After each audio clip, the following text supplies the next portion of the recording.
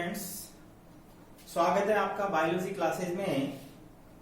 और आज हम लेकर आए हैं आपके लिए बहुत ही इम्पोर्टेंट और नया चैप्टर नंबर 24, मानव रक्त परिसंचरण तंत्र,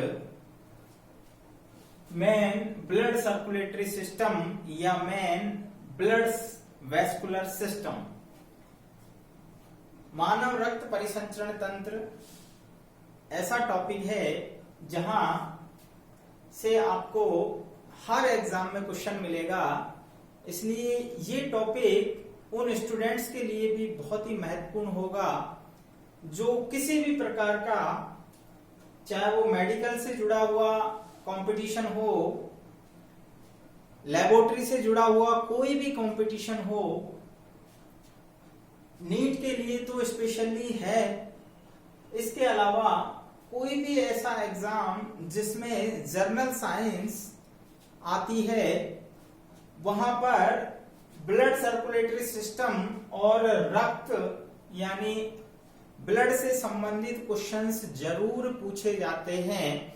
इसलिए स्टूडेंट्स तैयार हो जाइए। आज का जो हमारा चैप्टर है वो बहुत ही इंपॉर्टेंट है, बहुत ही महत्वपूर्ण है सभी के लिए।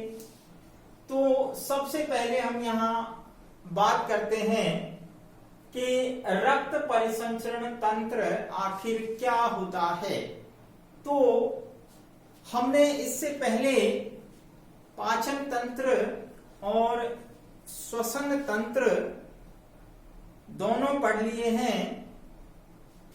तो पाचन तंत्र में जिस प्रकार भोजन को लिया जाता है और उसे पचाया जाता है और उसको किस प्रकार आगे सप्लाई किया जाएगा, उसके लिए हमें माध्यम की जरूरत होती है।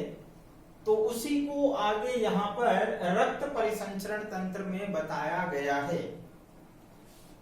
अर्थात हम यूं कह सकते हैं, किसी भी प्राणी के अंदर खाद्य पदार्थों और उत्सर्जी पदार्थों, यानी हमने भोजन लिया, खाद्य पदार्थ उसके अंदर आए, ग्लूकोज आया, ऑक्सीजन हमने वायुमंडल से ली श्वसन क्रिया में, ये हमारी आवश्यकताओं के लिए जरूरी है। और ठीक उसी प्रकार जब ऑक्सीजन से भोजन को ऑक्सीडाइज किया जाता है, ऊर्जा बनाई जाती है, उसके बाद उससे कार्बन डाइऑक्साइड प्रोड्यूस होती है और विशिष्ट उत्सर्जी पदार्थ बनते हैं। तो उन उत्सर्जी पदार्थों को शरीर से बाहर निकालना या यूं कहें कोशिका से बाहर निकालना, तो उसके लिए हमें एक विशेष प्रकार के सिस्टम की जरूरत होती है। तो उसी को हम परिसंचरण तंत्र कहते हैं। परिसंचरण का मतलब होता है शरीर में यानी संचरित करने वाला, यानी घूमने वाला। तो यहाँ पर चूंकि रक्त होता है मानव के अंदर, कशेरुकी प्राणियों में ये कार्य रक्त द्वारा होता है, इसलिए हम इसे रक्त परिसंचरण तंत्र कहते हैं। तो एक बार फिर समझे परिभाषा कैसे देंगे, हम इसकी डेफिनेशन कैसे देंगे। तो यहाँ हम देखते हैं, ऐसा तंत्र जो कोशिका में गैसीय विनिमय अर्थात गैसीय एक्सचेंज, ऑक्सीजन और कार्बन डाइऑक्साइड का आदान प्रदान, गैसीय विनिमय एवं खाद्य पदार्थों की आपूर्ति अर्थात ग्लूकोज की आपूर्ति कर सके तथा उत्सर्जी पदार्थों को कोशिका से बाहर वातावरण में ले जा सके, परिसंचरण तंत्र कहलाता है। राइट, मुझे लगता है समझ में आ गया होगा। यानी ऐसा परिसंचरण तंत्र जो कोशिका से गैसीय विनिमय और खाद्य पदार्थों की आपूर्ति कर सके, साथ में जो उत्सर्जी पदार्थ बन रहे हैं उनको बाह्य वातावरण में छोड़ सके, यानी उसको निकाल सके, ऐसा तंत्र कहलाता है परिसंचरण तंत्र। इसको हम सर्कुलेटरी सिस्टम कहते हैं। ये परिसंचरण तंत्र दो प्रकार का होता है। परिसंचरण तंत्र दो प्रकार का होता है। नंबर 1 खुला परिसंचरण तंत्र, ओपन सर्कुलेटरी सिस्टम। दूसरा है बंद परिसंचरण तंत्र, क्लोज सर्कुलेटरी सिस्टम। क्या अंतर है दोनों में, समझने की बात है। खुला परिसंचरण तंत्र क्यों कह रहे हैं? खुले का मतलब होता है कि यहाँ जो रक्त होता है, क्योंकि हमने कहा कि परिसंचरण तंत्र में मुख्य कौन होता है? रक्त होता है। कशेरुकी प्राणियों में, खास तौर से मानव स्तनियों में जो है ये काम रक्त के द्वारा होता है, इसलिए इसको रक्त परिसंचरण तंत्र कहते हैं। तो रक्त परिसंचरण तंत्र कह रहे हैं तो खुले प्रकार का और बंद प्रकार का 2 टाइप्स का परिसंचरण तंत्र पाया जाता है। खुला परिसंचरण तंत्र का मतलब होता है कि जो रक्त जिसकी हम बात कर रहे हैं, अर्थात जो लिक्विड है, जो तरल द्रव है, वो कोशिका तथा ऊतकों के मध्य बहता है और यहाँ विशिष्ट नलिकाओं का अभाव होता है। ध्यान रखने की बात है, विशिष्ट नलिकाओं का अभाव होता है। अर्थात खुले का मतलब ये है कि जो रक्त है, जो द्रव है, वो ओपन चैम्बर्स के अंदर, ओपन जो ऊतक हैं उनके अंदर चला जाता है। यहाँ पर किसी प्रकार की नलियां, वेसल्स, धमनियां, केशिकाएं नहीं होती हैं, उनका अभाव होता है। विशिष्ट नलिकाओं का मतलब है, जैसे हम मानव में पढ़ते हैं कि उसमें धमनियां होती हैं, उसमें शिराएं होती हैं, उसमें केशिकाएं होती हैं। इस तरह की किसी भी प्रकार की नलियों का यहाँ पर अभाव होता है। और ये हम देखते हैं उदाहरण की जब हम बात करते हैं तो ये मिलता है कीटों के अंदर मिलता है, मोलस्का के अंदर मिलता है। कीट जो वर्ग है उसके सभी प्राणियों में, जैसे हम कहते हैं कॉकरोच है, मधुमक्खियां हैं, बरकीट हैं, इन सभी के अंदर ओपन प्रकार का सर्कुलेटरी सिस्टम होता है। इसी तरह से मोलस्क जो होते हैं, मोलस्का संघ के जो प्राणी हैं, उनके अंदर भी ओपन प्रकार का सर्कुलेटरी सिस्टम पाया जाता है। अब बात करते हैं बंद प्रकार के परिसंचरण तंत्र की। बंद प्रकार का जो परिसंचरण तंत्र है, जिसको हम क्लोज सर्कुलेटरी सिस्टम कहते हैं। बंद का मतलब यहाँ पर जो तरल है, यानी जो द्रव है, जिसको हम रक्त कह रहे हैं, वो बंद नलियों में बहता है और उन नलियों को हम धमनी और शिराएं कह देते हैं। इनके अंदर बहेगा ये, इसलिए इसको बंद प्रकार का परिसंचरण तंत्र कहते हैं।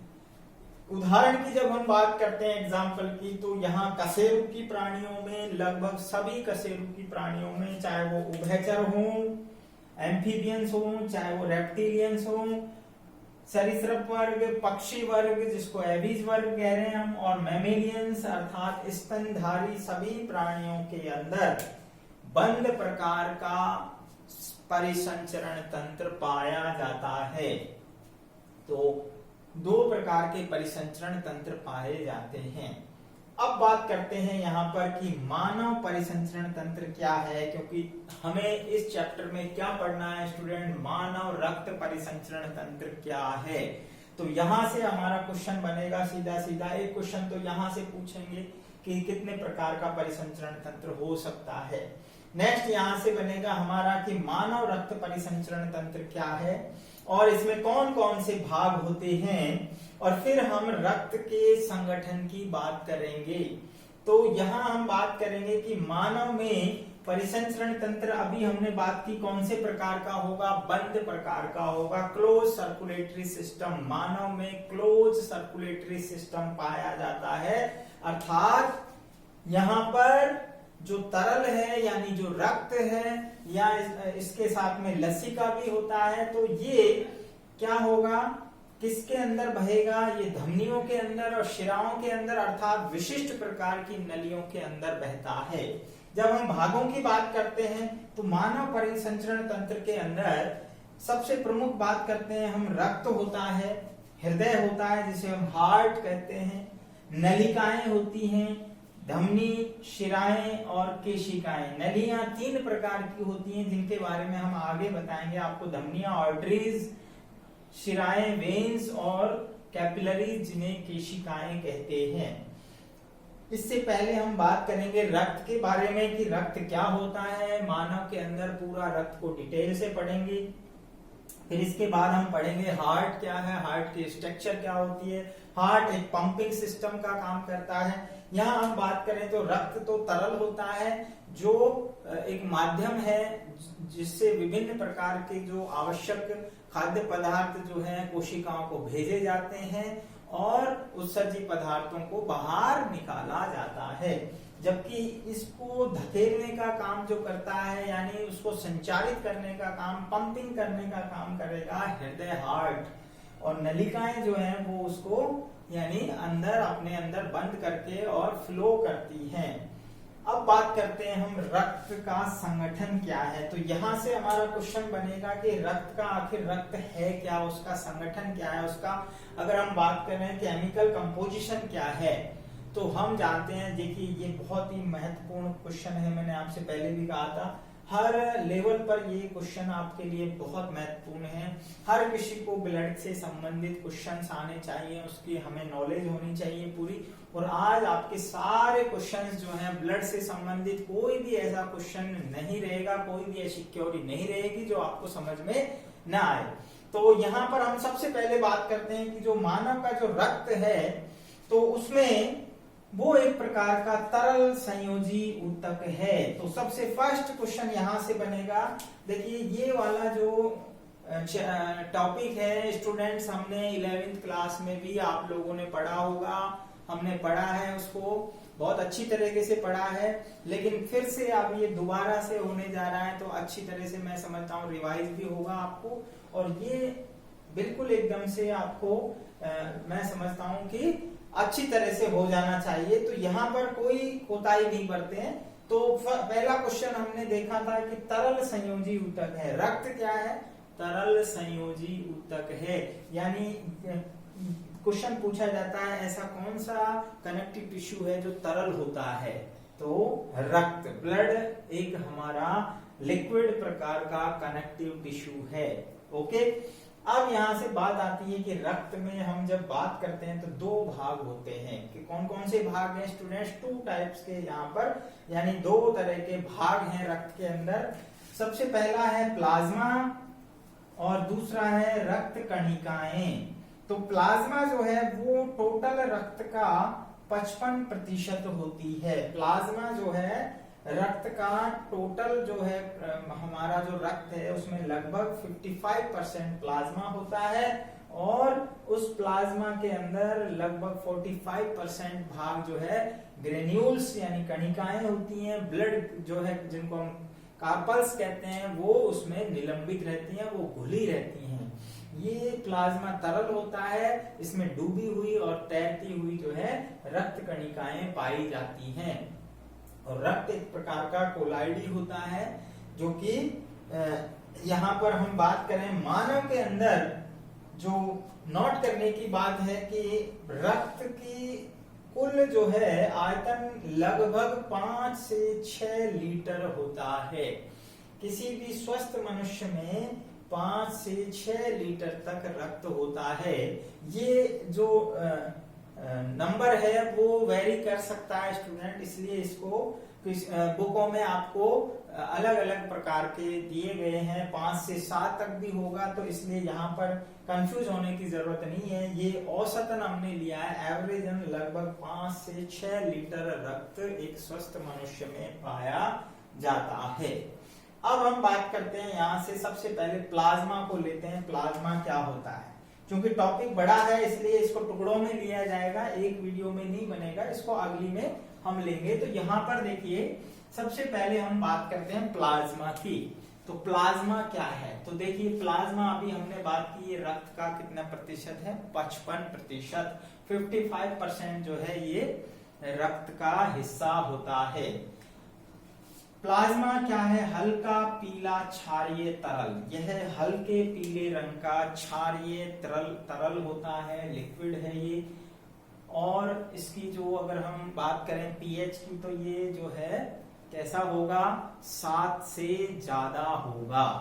ओके, तो ये जो है आगे चलकर 2 मुख्य भागों से मिलकर बना होता है। प्लाज्मा की अगर हम बात करें तो प्लाज्मा में लगभग 90 से 92% जल होता है। यानी अधिकांश भाग जो है ये जल से बना है प्लाज्मा का, जिसमें हम देख सकते हैं 90 से 92% भाग जल है।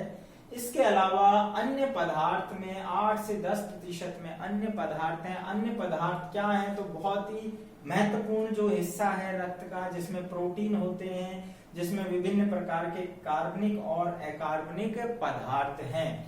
कार्बनिक पदार्थों की हम बात करें तो प्रोटीन, सबसे पहले प्रोटीन जो है एल्ब्यूमिन प्रकार की प्रोटीन होती है, ग्लोब्यूलिन प्रोटीन होती है। ग्लोब्यूलिन प्रोटीन जो है उसमें alpha, beta, gamma globulin protein होती हैं, और ये प्रतिरक्षी प्रोटीन होती हैं। हमारे रक्त में ये प्रतिरक्षी प्रोटीन होती हैं जो एंटीबॉडी बनाते हैं और ये रोगों से रक्षा करने में मदद करते हैं। नेक्स्ट यहाँ पर है प्रोथ्रोम्बिन और फाइब्रिनोजन। ये फाइब्रस जो है प्रोटीन होती हैं, यानी तंतु वाली जो प्रोटीन है, ये थक्का जमाने में मदद करती है। जब रक्त हमारे शरीर में चोट लगती है तो ब्लड का क्लूटिंग होता है। इस प्रक्रिया को हम पढ़ेंगे आगे, रक्त का थक्का जमने की प्रक्रिया। तो इसमें कौन कौन सी प्रोटीन मदद करती हैं?